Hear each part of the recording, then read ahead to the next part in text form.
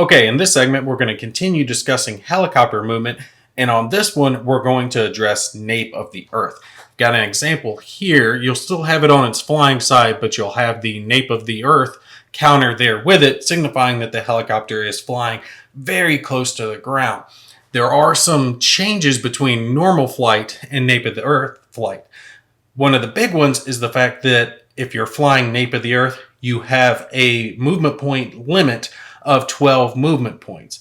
But just like flying, it's only one movement point per hex that it moves into. It is going to be considered like a ground unit, though, that it will move from hex to adjacent hex, and you'll use that for opportunity fire. One of the reasons you would use nape of the earth is the fact that this gets the helicopter down low to the ground and can affect line of sight to make it to where enemy units can't fire at the helicopter. But the helicopter is going to be considered equal to the obstacle height in the hex that it's in. On your terrain effects chart, there is a column that lists down the obstacle height. So it's possible that the helicopter might be at the same terrain level as the hex itself, but it's possible it might be considered different depending on what terrain is in the hex. Sounds a little complex, but it's really not. As an example, the clear hex that this nape of the earth helicopter is in has an obstacle height of 0. So the helicopter is considered to be flying at level 0. In that case, an enemy unit could not move into that hex without actually assaulting the helicopter because the helicopter is so low. It's at the same level as the enemy unit.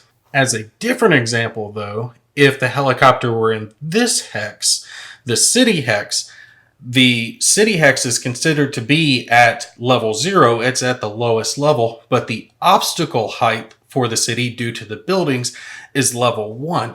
So this helicopter is actually at level 1, and in that case, an enemy unit could move into that hex because the enemy unit would be underneath where the helicopter is flying at that point. An easy way to think about it is if you're looking at your terrain effects chart, the obstacles height and the unit height, if they're equal, then you're going to be treating the helicopter when it's flying nape of the earth as if it's a ground unit. If they're not equal, then it's going to be similar to as if it were flying normally.